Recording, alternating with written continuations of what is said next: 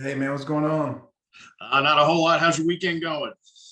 Good, good. Starting our first official game week of preparation. So just getting all that started. So this was our first this is game one Okay. Who do you got week on the for schedule? WT WT White. Okay. All right. Where are you playing them at? Lowe's. Oh, okay. So on the road then. Okay. All Yeah, right. When is y'all's first a home game? I know you said you guys kind of rotate at a few different places that you play at. Is it week two? yeah. We'll play. We got Independence, so we'll play another Frisco school next week, but we're not in the same district. So Oh, they're okay. in Division Two. Oh, okay. And Gotcha. then after that, see, we have two preseason games, and then we start district. Gotcha. Okay. So we'll be in Frisco the rest of the year.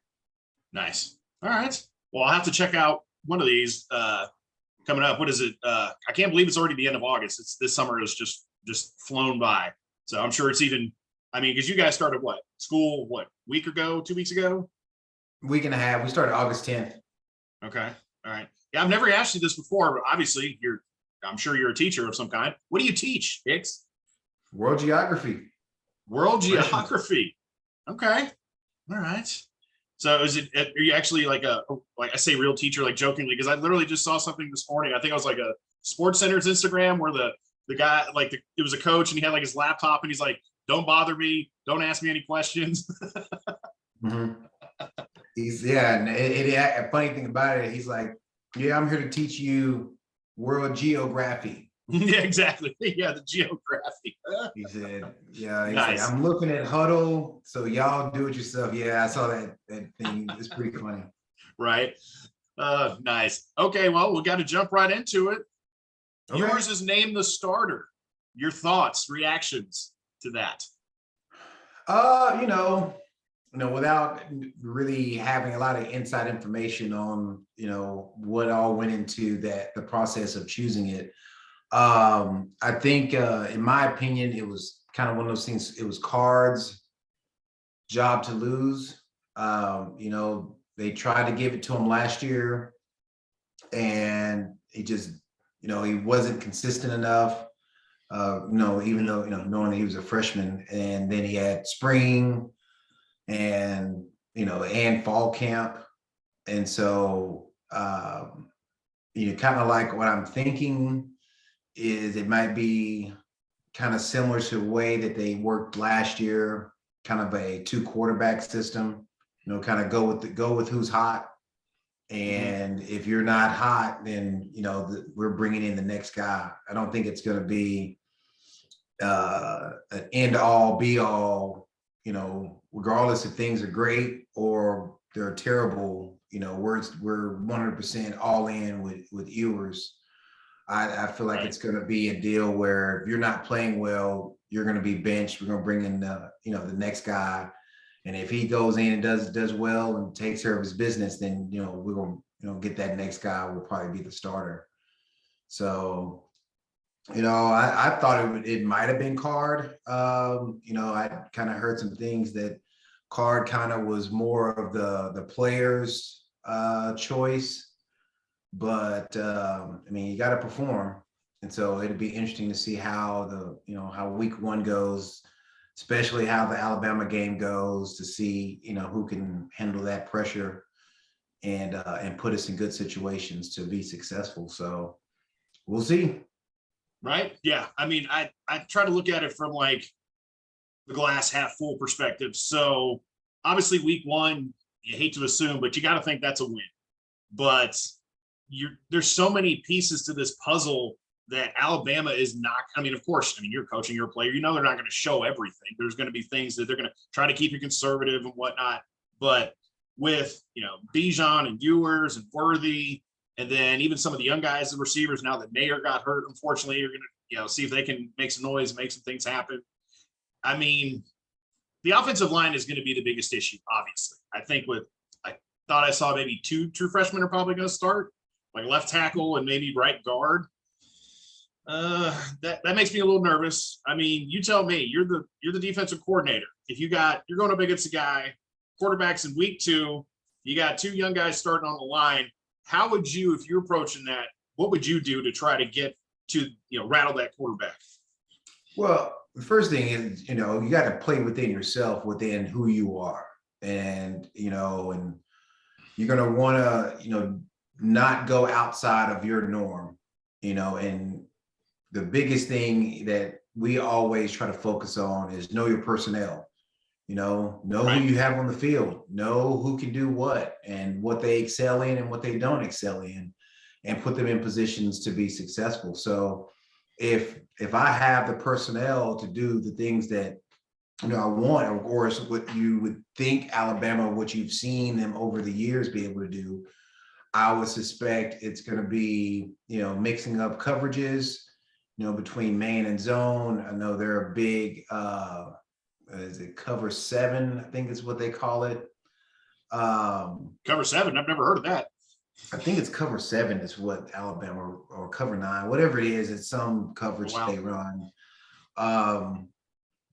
But I would just really, number one is, mix up my coverages. Of course, they know going in, the first thing they need to do is stop Bijan. And so, right. You're going to put yourself in situations where, if it's me, try to pack the box as much as I can. But, if I need to roll safety down to make an 8-man box, and then trust that my guys on the outside can handle their receivers, and then bring pressure, when and where I want. That would be, it would seem that would be the approach, is number one, to stop the run game and put the game in Ewers' hands rather than put the game in Bijan's. And so, right, I think that would be their approach, is to really make it very difficult to run the ball, and probably try to give some 7 and 8-man boxes, depending on the formations. If you do that, you find yourself a little bit thin on the edge. So you just get, you play your analytics, your down and distance, you take all that stuff into account and know where do we, where's our strong point, where's their weak point, and then where can we win? So, the biggest thing is, for any defense, is to win first down. If you can get teams into second and medium, second and long, and then do a really good job on, second and win third down, it just makes it difficult. So that's what I would see out of Alabama. They don't change. They're a well-oiled machine. Not to say they can't get beat, or they haven't been beat, but they make things difficult for you because they're disciplined, they're physical, and if they can keep 7 in the box and stop the run, it's going to be a very long night for Texas offensively. Right. Yeah, I think that's the logic is, if you need, like you said, get Bijan going, that kind of takes, if you have to commit more people down to the box, that opens things up outside. And plus you have so many new pieces that Texas has offensively. what you're getting in Worley, what you're getting in Bijan, but outside of those two, you really aren't too sure. Whittington, there's tape on there out of, the kid's just had horrible luck with injuries. So you kind of know what you're getting from him, but it's like outside of those, it's kind of a mystery what they're going to do. And then a new quarterback on top of that. So do you think, obviously I'm sure he would, but do you think with this group, obviously, football is year to year and it changes. Do you think Sark's going to have to, or maybe approach things differently than he would normally? Maybe, I don't know if getting out of his comfort zone would be the best way to put it, because you are starting a new quarterback, basically hasn't played since he was a junior in high school. So do you think he has to move things around, change things from because all coaches, I'm talking to a coach here, obviously, all coaches have things that they like to do and what they like to run and how they like to, put things together. But when you're dealt with Nair getting hurt and a junior Angelau, your only senior offensive lineman getting hurt, do you think Sark's going to maybe move some things around and maybe get out of his tendencies he's had before, because he just might have no choice? Well, and yeah, again, it always goes back to the first thing I said, really knowing your personnel. So, Right. The things that your quarterback can do really well, and things that they don't do very well. So then you stay away from those things that they don't do very well. Right. But also you have to make sure you stay true to yourself and make sure you have a balanced game plan, and you're taking what the other team is giving and so Sure. that's where it all kind of comes together in knowing your personnel, knowing what you're good at, knowing and understanding what they're trying to do defensively to make you do certain things. And then it comes down to the play on the field. I mean, you can coach a great game and it may not be executed. So again, you can have a great defensive setup against a very good offensive play, and they're going to even each other out in most cases based off of the personnel of those who are executing. And so it's not an exact science to it. It does hurt when you may not have the backups and the personnel that you thought you would have going into week 1, week 2, and week 3. But that's why that next man up mentality comes into play, and saying, hey, you need to be ready. We've been working on you to be ready. You always hate injuries to occur. But in this case, it was, there's never good timing, but it was good timing because what is happening now, you still got, 2 weeks, 3 weeks, 4 weeks, really 5 weeks now before you start conference play to get that next person up to speed, whether better than it happening, week 4 or week 6. And you have to really get somebody up to speed a lot faster than what you would have. So, I don't think Sark's going to really change anything. Because you're always evaluating your personnel, evaluating, what your team, what's the identity of the team. And everybody's going to go in knowing that part of that identity is going to be to run the ball. Mm-hmm. And he knows that. And so it comes down to how do we stay focused on the goal of running the ball, if that's going to be our identity. And how do we stay focused on it? How do we continue knowing that people are going to pack the box? What are some things we can do to still do it? When you had Ricky, people knew, they're going to pack the box. You're still able to run the ball, but does that mean you're going to have to run the ball depending on what's going on? It might be you may only be able to run the ball 15 times, and you might have to really do some things to get Bijan going, and it might be have to get him out of the backfield more often, but you got to make sure you're getting your players the ball in situations where they can be successful. And it may not always be running the ball inside the box. Right. Sure. Okay. Obviously, with you being a former defensive player, current defensive coach, and the way the game has just shifted from obviously like when, back in the 90s when you were playing, like you said, it was all run heavy and the defenses were all designed to stop the run and everything. You have so much RPO game and there's so much about getting things in space. From like when you started coaching back, 13 years ago to now, have you had to change what you do and different, were you more a different kind of formation or different kind of philosophy and had to change things? Just because even at the high school games, obviously, in Lake Highlands back in the day, we used to have there could be 3, 4, 5 game stretch where you didn't even throw a ball one time in a single game. Just run it. Now things have evolved to complete opposite, where everybody it cracks me up. And I don't care what level it is. And I'm sure you see it all the time. It could be on the 5-yard line, 3-yard line, there's the goal line. It's literally right in front of you. Teams line up 4 or 5 wides in the shotgun. I'm like, what? What's going on here? So with that being said, have you had to change your style from when you first started to now? Because just the offensive game is just so wide open.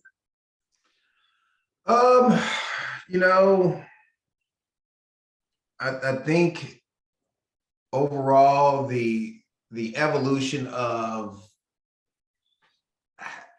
I guess, the road graders has changed a little bit.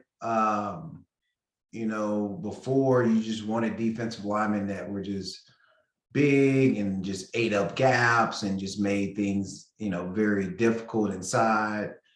And you wanted to pack the box, put as many guys in the box as you could. And that's where you began to get the 4-3 defense, the bear defense. And that was a staple for years. Well, oh yeah, the game became wide open.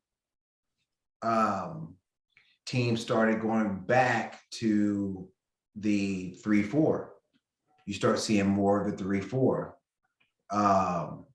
right. And then you get Gary Patterson, who comes up with the 4-2-5. And so now, and especially in high school, you see a lot. I'd say majority of the defenses run a version of a 3-4, because now they can move pieces around, and they can look like a 4-3 with 3-4 personnel. It makes them a lot more, not necessarily they can disguise things a lot more, which you really can, but it just opens up your possibilities to do a lot. Because now you can have a guy who may not be, 6'4", 220 at playing linebacker. You can now have a 195 pound 6'2" guy who can play safety, but also play linebacker, but also walk down on the line of scrimmage and blitz. You can move him around and do a lot of different things. And so this opening the game up and using more of the field instead of condensing it into the box and running the ball has made you have to change the way you approach your defense, which then kind of has you change your personnel that you want to put out there. You're looking for that guy who's the hybrid. You're looking for the guy, exactly. the kid that you can blitz, but yet can play coverage on a receiver. Yet if you have to roll coverage, they can, potentially play deep. They can play man, but it's physical enough on the run. So it's kind of made this. It's made you almost I'm trying to think of a good term. It's made the game wide open and fast. And if in order to keep up with wide open and fast, you got to have a certain athlete or athletes to be able to do that. Right. Yeah. I was thinking, I can't remember where I heard it for the first time, but I think somebody used the term like positionless football. Like you said, a guy that's not necessarily just you stick him in as a peg. He's an inside linebacker, and you got to take him out on passing downs because he's not a good against the pass, but he's great against the run. Like you have these guys now, like you said, anywhere between 6 foot to 6'2", and they're, like you said, a linebacker that's a buck, like 195 pounds. Like when you were playing, that was unheard of. That wasn't going to happen. You couldn't play linebacker at 195. It just wasn't going to work. Now you have, it seems like that's almost the norm. You'll have more of those type of guys. And even on like your edge players, I mean, I'm sure I'm preaching to the choir here, but it's kind of the same thing. They're more athletic and they can do more things as opposed to, he's just against the run and that's it. And then you got to bring in somebody else to rush it faster. It's like, I would think as a defensive coach, the more of those guys you have, the better. The more chance you have to win, because you can literally put them anywhere. And I would think that would probably confuse an offense because you don't know what this guy's doing. Is he going to drop in coverage? Is he going to come at the run? Because he can, if you see him and you're watching film, you're like, man, this guy, like he does this, and this, and this. Like that's got to be a real headache, I would think, for an offensive coordinator. Well, again, like I said, it just gives you the ability to disguise so many different things now Exactly. with that person or whatever that personnel may be. And so when you have that guy who can be the, can run, can stop the run, can still rush the passer and then drop and do whatever, and cover, then yeah, you can't pinpoint and say, oh, he's going to do this, because you don't know, because I mean, he can do multiple things. And then, he's a kick returner and a punt returner and all these other things that kind of go into it. So the evolution of the spread game, which, started, I would say, started, in the early 90s, probably more like, yeah, early 90s, I would say, is when the spread game started to, kind of become more mainstream. Still, a lot of teams weren't doing it a whole lot, but you had the, Houston with Andre Ware, and then you had the Oilers with Moon, that those were like the first times people were like, you're going to put 4 wide receivers out. Where's your running back? Right. You only have five people to block for him. I mean, do you have a fullback? Do you have a tight end? Exactly. No. Right. No. Fullbacks are a dying breed. Yeah, we have 4 receivers, and then how are you going to run the ball? Well, we're not. I mean, we are, and that's what began to happen. It becomes a numbers game. Are you going to guard? You're going to guard my wide receivers, or are you going to stop the run? And that's where defenses had to evolve and say, we got to be able to do both. And how do you do both? Well, we got to have a different type of person. So now you start substituting your big, less mobile people for people who may not be as big, but more flexible and more mobile. So now they can do both. Exactly. I can remember, I mean, it used to just make me nervous as all get out when Mike Leach was at Texas Tech and having to play that game. It's like, because especially when Mac had it rolling, and there's like the talent, like, Texas up here, Tech's down here, like, but it seemed like that was a great equalizer because they ran that crazy wide open offense. And sure, yeah, they might not have 4 or 5-star guys out there at wide receiver like Texas might, but you put so many of them out there and you spread everybody out, and you just put such a stress on everything.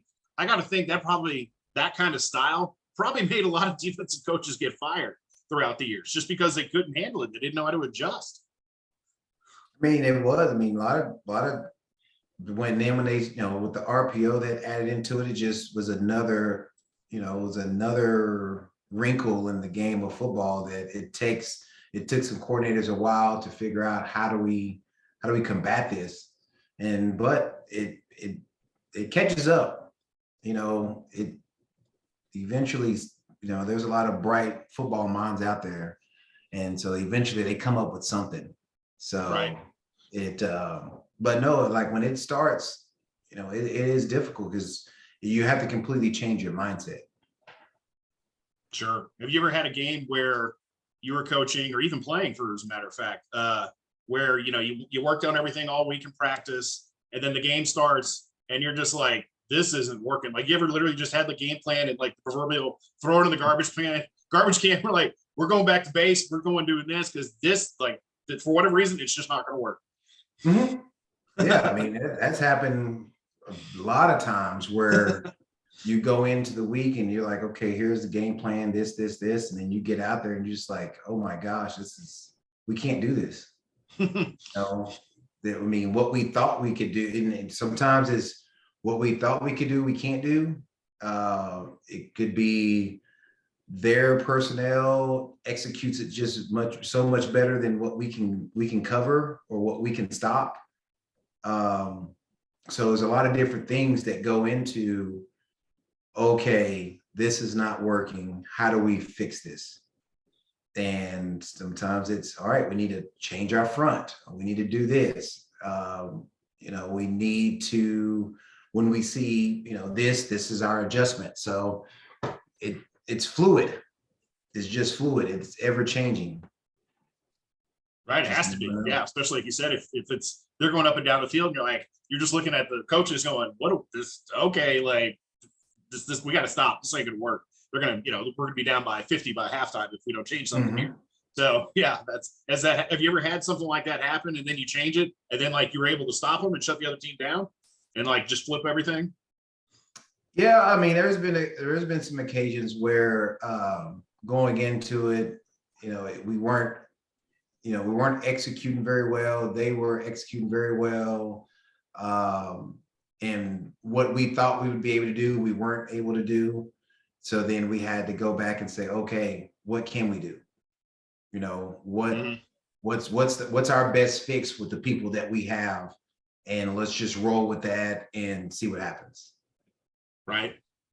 I can imagine, the kids come to the sideline and they're all wide-eyed and they're just like, coach, it ain't working. We got to do something else. Like, whatever XYZ that we thought, it's just like, it is not working. We're getting gashed. Like, we got to do something different. And I'm sure you're standing there going, yeah, I agree. I can tell they're up, we're down by 14. It's the first quarter. Yeah, exactly. Right. I can only imagine. Right. Well, I mean, I can't wait to watch one of your games this year because it'll be fun. Because I want to say, I think I mentioned it once before. I went to a Lake Highlands game, playoff game when they lost to Allen at Globe Life Field, of all things, baseball stadium in Arlington. But yeah, that was like the first high school game I had been to in probably, almost 20 years. So the high school game is so different. Obviously, being in Texas, it's just so unique, and it's just fun. You see everybody getting through, all the parents, and you got the band, you got the cheerleaders, you got everything going on. It's just such a scene and such a atmosphere that it's just really tough to replicate. I mean, but yeah, it'll be fun to see that. But another thing I wanted to bring up that I was thinking about when we were talking about Nair, maybe you could explain this, even though obviously you're a defensive coach, but I'm sure you're very familiar with the offensive game. When he got hurt, I was listening to a podcast the other day, and they were saying they were really concerned about now that he's not going to be there, he's gone for the year, and you maybe have to move Worthy inside to the slot. Can you explain why certain players, because I mean, wide receivers, they're running all these different routes, they're doing all these different things. Why would it be, I wouldn't say detrimental, but it's like, why would people be worried about putting Worthy in the slot? Because if you just look from a fan perspective, you're like, man, he's awesome. He caught all these balls, he had all these touchdowns. The kid's a great player. Is that going to hinder his game by moving him to a different spot on the field, or just the receivers in general? Or is it just like you said, it's personnel and it's just simple as that? Who does but? Well, I mean, it just kind of depends on. I mean, your slot receivers are typically not the receivers you normally put to go deep. Okay. Your slot receivers are usually kind of like your underneath receivers. I almost call them like a utility receiver. Okay. To me, if you put your best receiver at the slot, it's very, very difficult, because in most cases, the slot receiver will either be covered by a linebacker or by a safety, not by a corner. Okay. And so what teams, and the other thing is that the slot receiver is typically off the line of scrimmage, so you can't jam them. Okay. So, and if you look at, I mean, just kind of think of some games, teams would do that sometimes with their top receiver, would bring them in motion. So now they create natural space, and then so they end up becoming a slot receiver. So it depends. I like it because I think it makes it extremely difficult on defenses when you have a really, really good slot receiver, because it just opens things up because the mismatch is normally there. So you could look at, Kansas City used to do it a lot with Tyreek. They would put him at the slot because now you can't get hands on me. You're going to put a safety on me. So, I mean, that's a win for me. Exactly. But, it all depends on, again, your type of offense. Your wide or your number one receivers are typically your receivers that run your deep routes. And those are your, more of your playmakers. So that's they like them to run their post, the go routes, their comebacks and outs, things like that. So their route tree is usually deeper and more explosive. Okay. Where with your slot receivers, they're more of your underneath route runners, except for like, they can run the seam, or they can run, a skinny post or something like that. So, and usually, again, it could be that the way that they run their receivers, it's, it may be a whole different terminology and something to learn compared to what the outside receivers have. So there are some nuances in moving into more of a slot rather than an outside receiver that sometimes could take some getting used to. Okay. All right. That's a good way. I really like the way you explain that, because as I was thinking, as we've been doing these before, sometimes if we talk about something, maybe somebody's out there who's not as familiar. So they're like, well, like I've said with the fans, it's like, well, Worthy's great. He would be good here. Why wouldn't he be good there? So I think you did a really, really good job of explaining that. So that kind of makes more sense for maybe your more casual fan that doesn't necessarily know all the ins and outs and exactly of like, all the schemes and player positions and, what are you trying to do? So that was really, really cool the way you explained that. Okay. So trying to think with the defense, and I know we touched on it with Gary Patterson, and obviously you can't tell until you actually see it on the field, but from like your perspective, player, now coach, and he's no defense inside and out. What would you say that, like, what would be the biggest thing that Texas needs to improve on from last year to this coming season defensively? I would just say consistency. We would, we would start the game out well, and then, if I'd be curious to see what the stats were by quarter, but I want to say that it was I think it was the third quarter, was when we gave up most of our points. In the game. And so that would be, it'd be consistency and tackling. It's not rocket science to me, to be honest. If you want to go and look up even historically good defenses, that's likely what the two things that they will have. They will be consistent, and they're going to be tackled, and they'll be good tacklers. They may not always be the most physical, and they, may not be a deal where they stop the run necessarily well, but most good defenses are going to, they're going to be able to stop the run. They're going to be consistent. They're going to execute, and they're going to be able to tackle. If you can do those things, it doesn't matter what you do. In most cases, you're going to have a successful defense. Right. Yeah.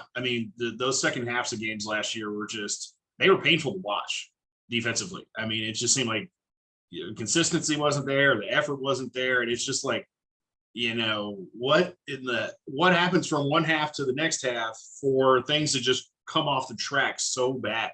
It was just so frustrating from a fan standpoint watching that, because it's like, you did all this, you played great in the first half, you're up, you got the lead at halftime. Like, what happened? Like, how can you go from so bad to so good that quick? And it was just week after week after week. And you're just like, it got to the point where it's just like, I can't even, man, I don't know. I'll go for a walk or two, go start doing the dishes or anything. Cause it was just painful. It was just really, really bad to watch, because like you said, consistency there wasn't there. Effort wasn't there. So hopefully, I know we touched on it the last time with Gary Patterson, the things he was able to do. It's like, it even made me think, it's like, if you can get like Gary Patterson and like Mike Gundy to run an offense and a defense, because it's like, talk about two guys that have done more with less for a long time. Because obviously Oklahoma State's in the shadow of OU, and then, they're kind of middle of the pack team for the most part in the Big 12. But Gundy, somehow, some way, his offenses always score points. He's always putting up numbers. And same thing with Gary Patterson, putting guys in the pros, first round, second round. So it's just like, man, that's just like, if you could get those two guys on a staff, man, you might have a heck of a coaching staff. Heck, I could be the head coach of that team. I wouldn't have to do anything. I'd be like, all right, you guys do what your thing. I'll just stand here. All right, let's go and clap. And, I'd be a genius. But yeah, so one more thing I wanted to ask. This is just kind of a funny random thing. I was talking to somebody else over the weekend about this. Do you play fantasy football, Hicks? Or you probably don't have time? No, I got into it about I've played pretty consistently with it's usually me, Andy, Shay, Paul, and a few other guys. The league used to be pretty big. It's gotten smaller over the years, but no, I've played pretty consistently over probably the last 20 or so years. I'd say in the last 20 years, I've probably not played maybe 3 to 5 seasons where I did not play. Okay. I don't think I'm playing this year because I don't know. I never got anything from Andy saying we're playing. Or maybe, I hadn't activated my team. I haven't even looked to see. Yeah, you guys are getting close to the wire here. You gotta at least do a draft or something. Your season's right around the corner. I know. I would have thought that Andy normally just texts me and he says, "Hey, are you playing or something?" So I might need to reach out to him. So I don't know. I'm real late in the game, so I may not play this year. Gotcha. Okay. Yeah, I know. I didn't get into it till a lot later in life. My older brother travels a lot for his job, and he asked me one year to do his draft, and I basically ran the team for him most of that year. And that's kind of when I got hooked. And now I haven't been able to play in the league for years. I've tried for years, and it seems like the one league I was in after a couple of years already kind of flaked and didn't want to do it anymore. But I'm super into the DraftKings. Almost won $100 grand a couple of years ago. I was literally this close from winning $100,000. My claim to fame in life. In 2020, week 2, Cowboys-Falcons game. When the year the Dak broke his leg later in the year, Cowboys defense was just atrocious. So they had to score 40 points a game to stay competitive. And out of 400,000+ people, I finished 9th, and I won $4,000 that day. So that was nice. So, but yeah, it was less than half a point from finishing first and winning $100 grand, less than a quarter of a point from finishing 5th and winning 20,000. So. But yeah, don't ask me what I won last year. I'll go ahead and tell you nothing. I don't know what I did in 2020. It did not transfer to 2021. I did the same thing. I read the same stuff, listened to the same podcast. Took all my notes, did everything. Nothing worked last year. I had 3 good weeks, and that was it. It was just basically hey, who's got some money? Who's got a lighter? And just light it on fire. And that was pretty much what I did on a weekly basis. So yeah, it was awesome. Let me tell you, it's nothing. And a friend of mine, his girlfriend got into it because I would email a bunch of stuff over, and I got a text. We'd always text on Monday mornings, how was your best lineup? What'd you do? Did you win any money?